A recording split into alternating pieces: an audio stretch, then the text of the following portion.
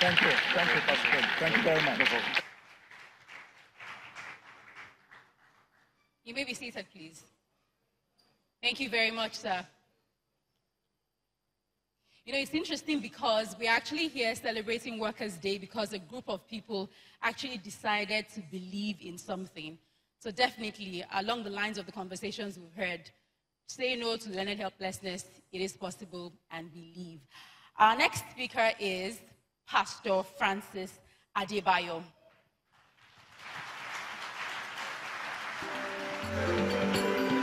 Speaking at the platform today.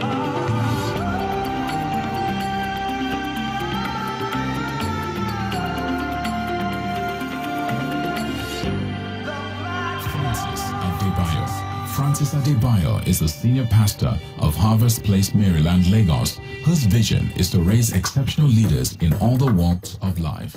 He is the convener of we just listened to the first two speakers of today's edition of the platform. The first was the opening speech by Pastor Pojorimade, and the second was the first speaker, Professor Kingsley Moghalu. And I'm sure that we heard Pastor Pojo started laying the foundation, talking about learned helplessness and how we as a people have gotten to a point where you're tired. We've heard all the promises, nothing has happened. We've voted for the messiahs and they've turned out to be something else, and so we feel like we are helpless in, working to change this nation. And Prof also came. So what do you have to say about those two speeches? I mean, I think like what you said about what Pastor Pojo said, it's a foundation. I'll go quickly to Prof's comment, which, if I was to summarize it, it comes to me as passion that leads to action. So he's trying to put some footsteps behind the things that have been said and felt. If you think about someone like him, where he's coming from, and when he declares that personal success is not enough, all right, after a while, it doesn't make any sense to achieve something if, in the larger context of what it is you've done, it actually amounts to nothing. So that's what's driving that action. And a question he leaves behind in my mind that I don't have the answer to, and I think is something that we really need to think about, is how do you get people to believe that the emotional commitment required to make a change actually is worth it? And it's inspiring, really. It is. I know you liked that speech very much. I did. I was clapping for quite a bit. Yeah, I think for me, the concept of this management society that we have, where we accept status quo as the standard, is what we challenge today, the hearts and minds of all of us. We cannot keep managing.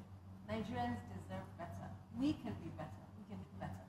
And I think that's what he really raised in us, that anger. We felt his anger at this ability to just accept the status quo. And I think for me, the takeaway, and I hope everyone listening, the takeaway for us all is to say, in our own sphere of influence, how can we stop managing and start excelling? And start doing the best. And I love the fact that he said, get a buddy. You need to have a voting buddy, because each one find one. Yes. And together, if we just find one person who we can influence positively and hold their hand, that 10 million is what it takes to change the status quo. And it's possible within our lifetime to see it. And I also love the fact that he shared a vision of what our regions could be.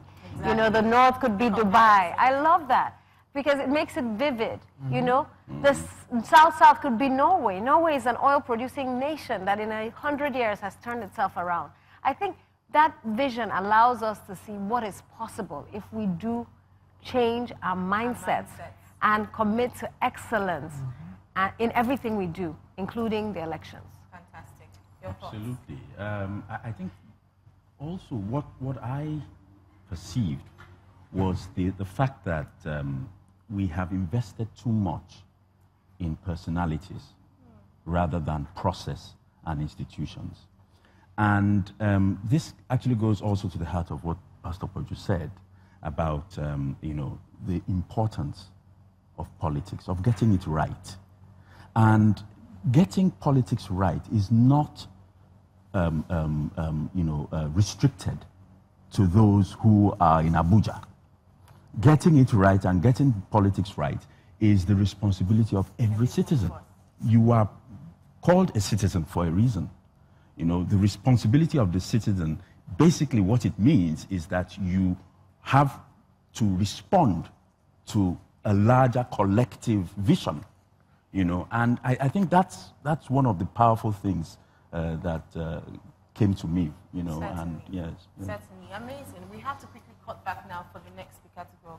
But like you said, it is, and he made us understand that politics is the fabric of society. So no matter what you achieve, if you get your politics wrong, You have nothing. you have nothing really. Amazing. We have to go back to the hall now where the next speaker, Pastor Francis Adebayo, will begin to speak. We'll be right back after.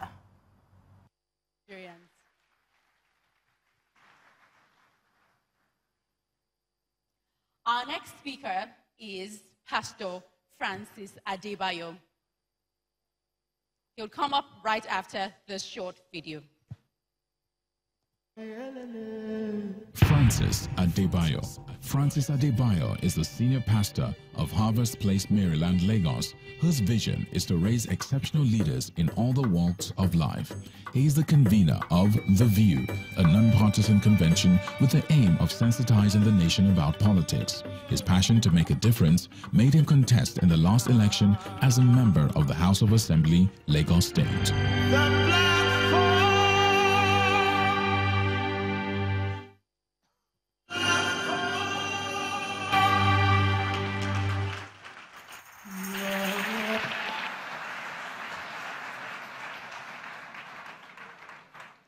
Good morning again.